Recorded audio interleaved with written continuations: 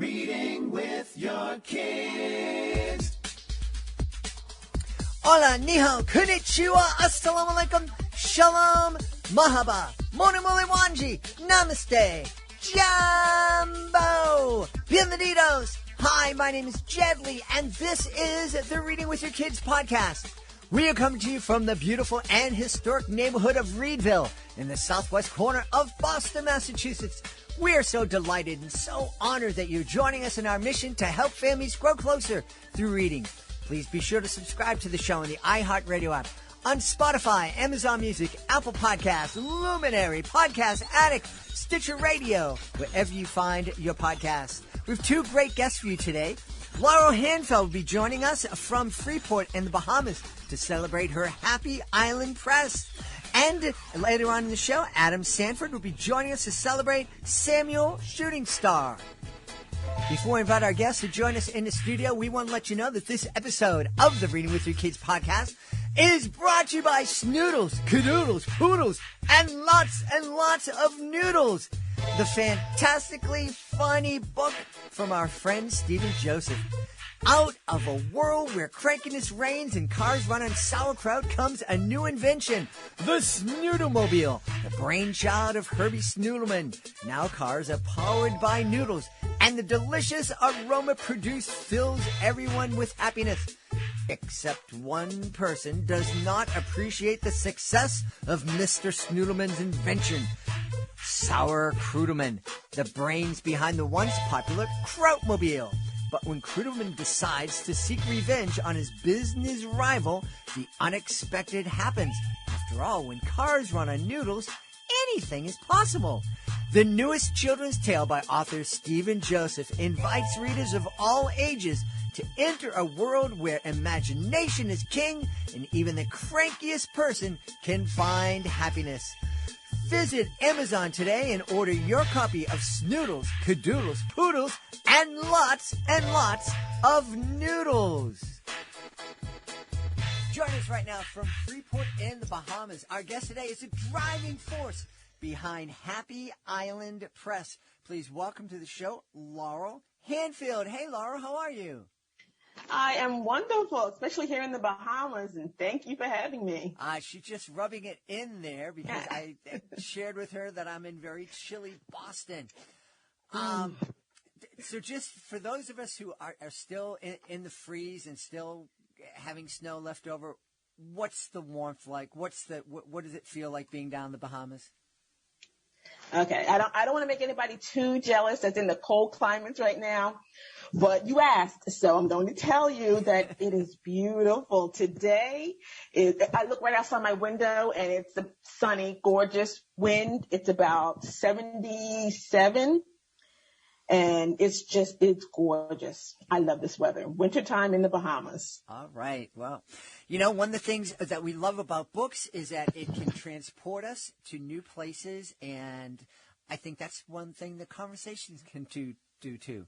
So as we're all sitting wherever we are, we're going to be transported to be sitting in your living room talking to you about Happy Island Press.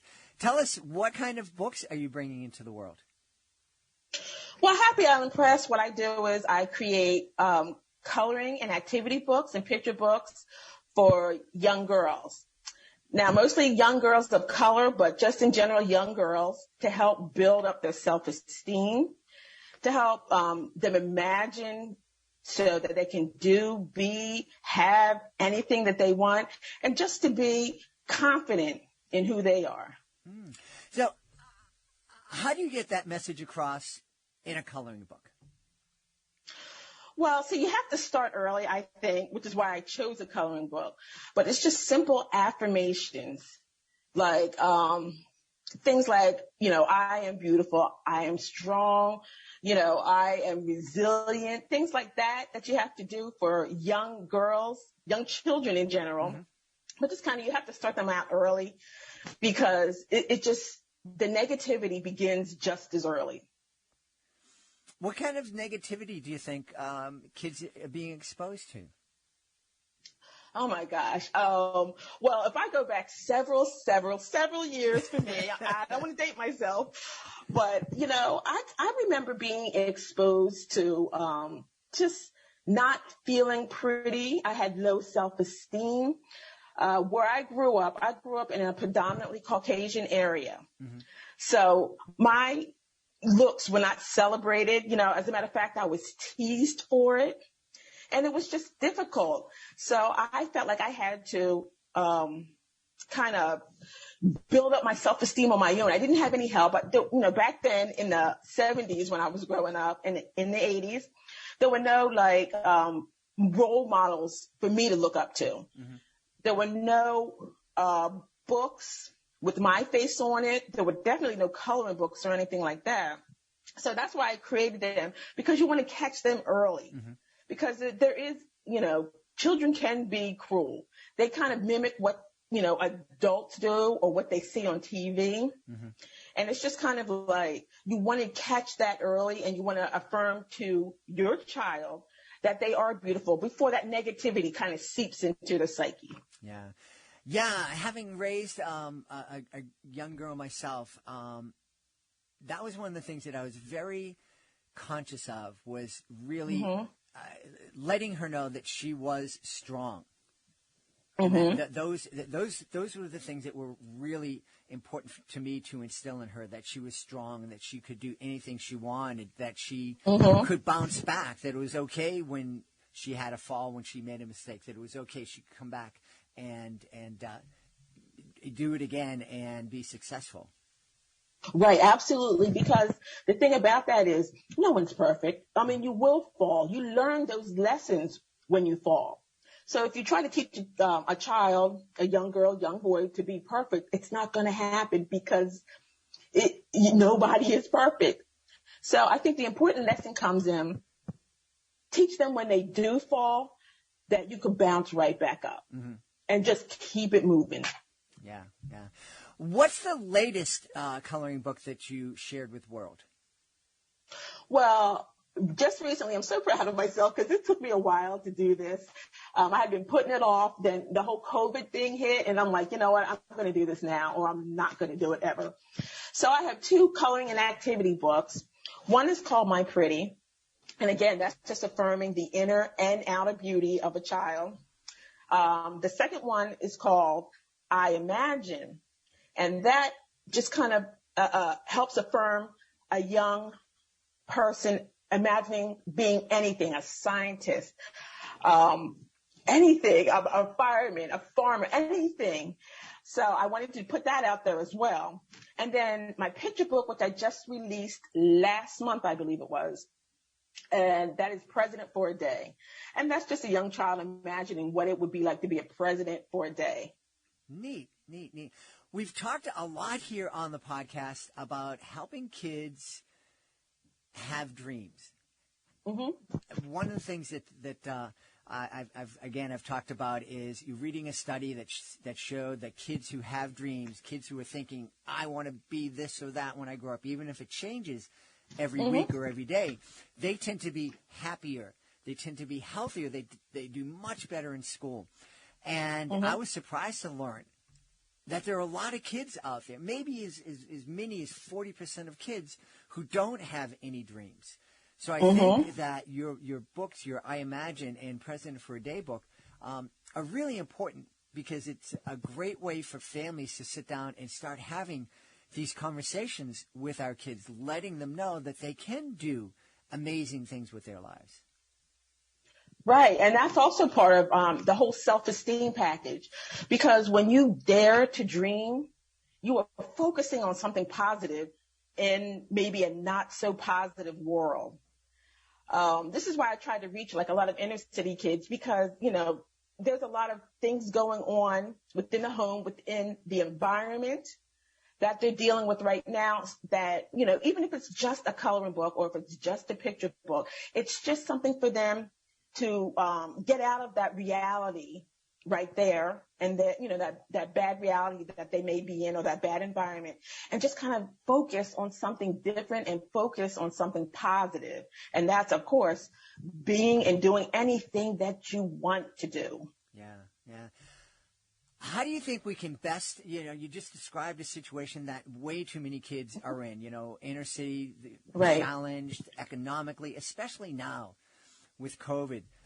What's the best way, do you think, for parents to give kids that message that you can do, you can achieve, and really mean it? Because I think there are a lot of parents out there who are saying to themselves, the world's terrible. We have a war, we have poverty, and you know, how can any of us believe that things are going to get better? Okay, so I have a daughter. I have 3 children. I have a daughter that's 19 years old now, and then I have 2 boys that are 13 and 12. And for me, for my daughter specifically, what I found that works is spending quality time with her. I mean, when I say affirming, I don't just mean, you know, every day saying, oh, you're beautiful.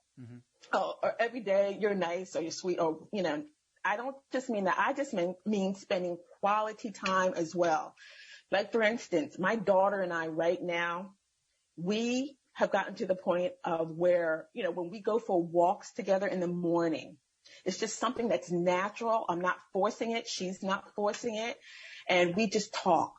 You know, this is where she tells me, or as they say, spills the tea on everything, you know, going on in her life. And I feel comfortable talking to her. We have a great communication line opening up.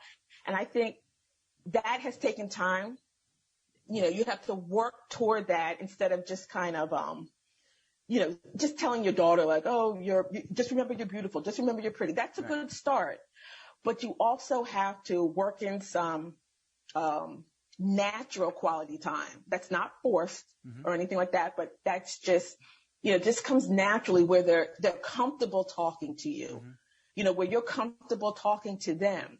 Yeah. And I know a lot of times we get busy. Parents, I get it. You know, we have a lot on our plate. There's, you know, bills to pay. There's jobs. There's whole, you know, health and everything else. But you must carve out some time for your children. You have to. Absolutely. And I'm sure that there are people listening with young kids right now, and they're hearing you talk about this beautiful relationship you have with your 19-year-old daughter. And they're hearing stories of, oh, when they get to be teenagers, they don't even talk to you, they don't recognize you. And you have what every parent dreams of. I have a feeling that relationship didn't start when she was 18. No, it did not. Where did those conversations, where did that relationship originally start? Well, first, for any of the moms that are having difficulty with their like teenage daughters, because I know when they hit that 12 and 13 years old and they go off with their friends, it's a whole new ball game. You know, they're not under your wing. Now they have their friends to influence them as well. But see, and I think this is where it comes in, where you have a good relationship that you build, where I was saying it doesn't happen overnight. You have to build a relationship with your child, with your daughter, with your sons. And again, that includes affirming them early. Now, this does not, and I stated this before, this does not mean just, you know, oh, you're pretty, you're nice, and this and that. This is just telling them things that you appreciate about them. Well, I know people are going to want to know where they can go to visit your happy island and learn more about all the books that you're bringing into the world. Okay, well, I am definitely on Amazon.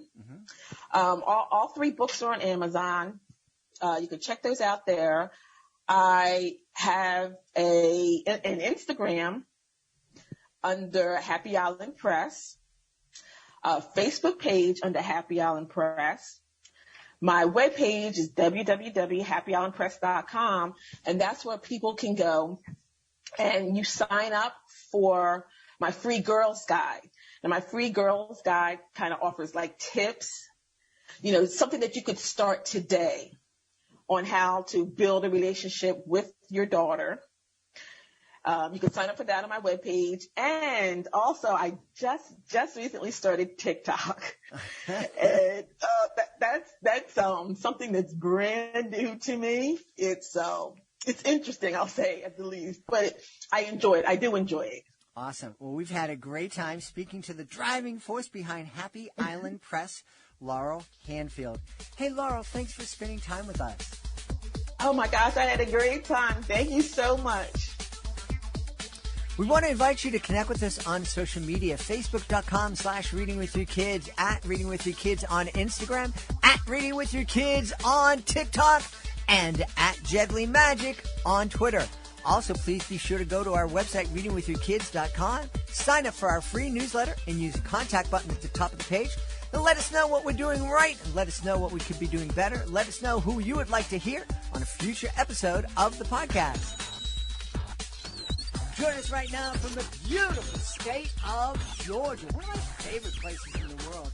Our guest today is here to celebrate his debut picture book. He is the author and illustrator of Samuel Shootingstar. Please welcome to the show, Adam Sanford. Hey, Adam, how are you? Hey, I'm doing great. Thanks for having me on the show. Delighted to have you on, and I'm really excited to learn all about Samuel Shootingstar. Tell me who he is.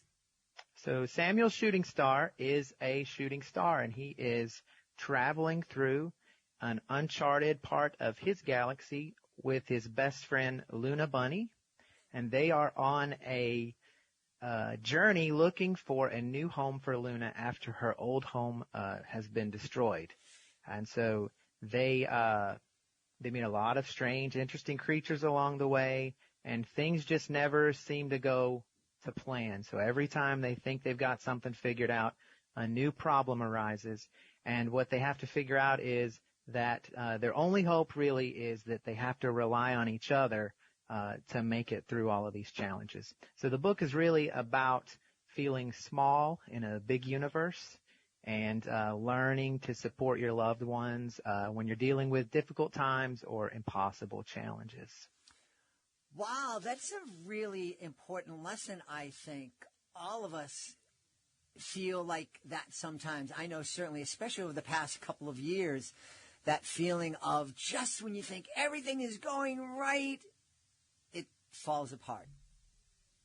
Yeah, definitely. That kind of seems like what we're all dealing with, like you said, over the last couple of years. Just as soon as you feel you got it figured out, something new comes in the way. And so we've learned here that we, as a family, have to really rely on each other. And that's something, too, I think is important, that whole idea of family and the importance of family, the importance of supporting each other. And I think one of the beautiful things about Reading with Your Kids is that's a great way to instill that message in that lesson without using any words sometimes. Just the act, the very important act of a mother, a father, a caretaker sitting down and shutting off the world for 15 to 20 minutes and devoting themselves to their kids and sharing a book like Samuel Shootingstar together with their kids. I think that speaks volumes. And I think it's a great way just to let everybody know that we are family. We're here together. We don't need to be blood, but we choose to be family. Sure. We choose to love each other. Yeah, and that's one of the great themes in the story is that it's two friends who have chosen to be family. So they're not related. They're not even the same species, but they have gone on this incredible journey together and have grown close, and they sort of decide that they are each other's family. And so that's a big part of what happens in the story. You know, I'm thinking back over the course of my almost 100 years of life, and there are certain moments where we didn't necessarily say, hey, we're family, but there were moments when me and some very close friends just kind of knew that we crossed the line into something special. Have you experienced that in your life?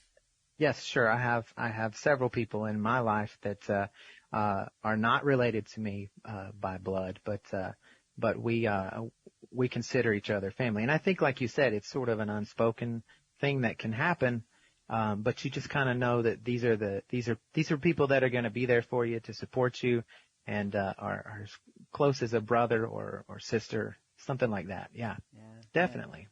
Was there something specific that inspired you to create Samuel Shootingstar? Yeah, well, it really actually comes from a rough patch for us in 2020, where we lost our son, and so his name was Samuel, and so that's where Samuel gets his name from. And so we went through a very, very rough year, my wife and I and our two boys. And so I think I know that that's where all of the sort of space theme comes from, this whole idea of us feeling alone because it was during the whole shelter in place, so we couldn't have a lot of support from our larger families. We had to sort of rely on ourselves through this difficult time that we were going through.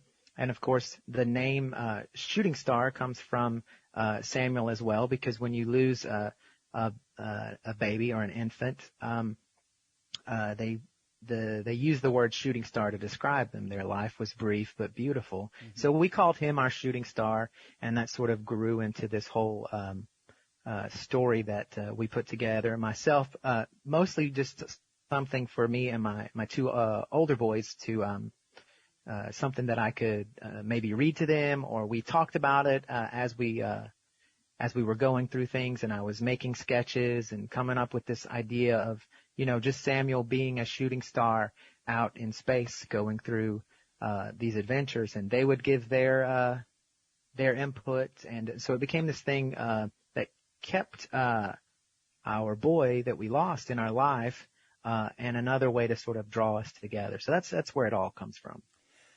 Adam, I am so very, very sorry for your loss. Thank you. I can't imagine. I've shared on the show, my wife and I lost our first pregnancy ended in a miscarriage, and that was incredibly difficult. But it was early on, and we didn't have a chance to hold that child, and we certainly didn't have the child's siblings in our lives to also, as we were grieving, we didn't have to worry about having to support two young kids and helping them understand this incredible loss. Other than writing this story, what was it that gave you the strength to kind of get through that time? Well, I think that, being a dad and a husband, there was a need for me to sort of help support those around me, and maybe that drive to kind of be there with them, for them, and knowing that I needed to provide that support, sort of just each day by day sort of helps you get through those periods. I think maybe that's where it comes from, possibly. Mm-hmm. Mm-hmm.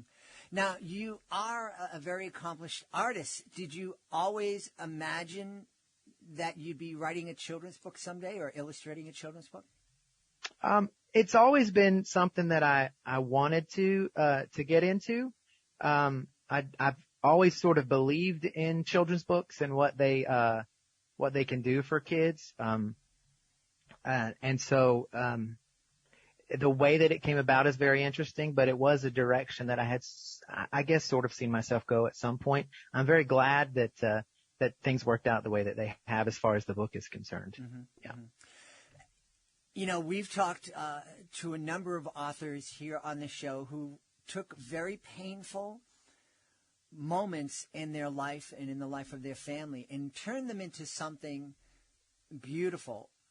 Do you and your boys and your wife, do you ever take time to sit down and think that not only has creating Samuel Shootingstar, has it helped you heal and help you grow closer together, but do you ever think that there are families all over the country, all over the world, that are going to be sitting down and sharing Samuel's story? Well, that's certainly my hope for the book. I hope that there are families that can get it in their hands, and maybe possibly it can be a help or a comfort to them. And I'm just thrilled at the idea that Samuel sort of lives on through that. And so it's something that I can read. We now have a 6-month-old baby that we just had, so I can read the book to him. And I love the idea that perhaps there will be families out there reading the book to their children as well. do you ever get the sense that sometimes when you're sitting down and reading Samuel Shootingstar to your kids that maybe Samuel's listening? I certainly hope so. Yes, I would. That seems like the most beautiful thing that I guess I could imagine. Yeah. Tell me, Adam, now that Samuel Shootingstar is there and you've created your first children's book, will there be more children's books coming from you? Yeah, I certainly hope so. I do feel like I could continue some of Samuel's story as well, so maybe possibly more that way. And I have a couple ideas for some non-Samuel Shootingstar things that I might try to approach in the future. Yeah. Hey, just real quick about your other artwork. Tell us a little bit about the kind of artwork that you do and what inspires that. Well, so I'm primarily just a freelance illustrator. I do also teach digital art. And so I'll do sort of promotional work for different people or groups. Just really any sort of illustration need that comes my way.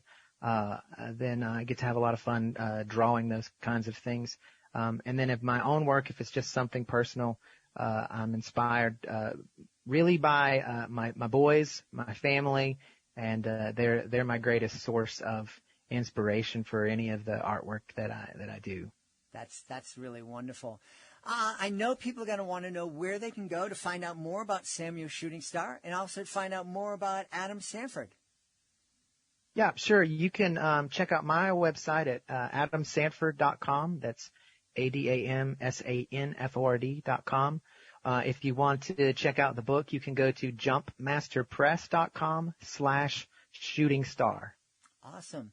We've had a wonderful time and a really heartwarming time speaking to the author and illustrator of Samuel Shootingstar, the debut picture book by our guest, Adam Sanford. Hey, Adam, thank you so much for spending time with us. Thank you so much for letting me talk about the book. I'm really glad to have joined you here. Please be sure to join us for the next episode of the Reading with Your Kids podcast. Our guest will be coming to us from Portland, Maine. His name is Nick Lund, and he'll be celebrating the ultimate biography of Earth. It's a really, really fun conversation. I had a blast with Nick. You don't want to miss it. We want to thank the folks who made today's show so wonderful. Of course, we're going to start by thanking our guest, Laurel Handfield. Please be sure to check out her Happy Island Press. Also want to thank Adam Sanford. Please be sure to check out Samuel Shootingstar. We have a big thank you going out to our sponsor, Stephen Joseph. Please be sure to check out his brand new hilarious picture book, Snoodles, Cadoodles, Poodles, and lots of noodles.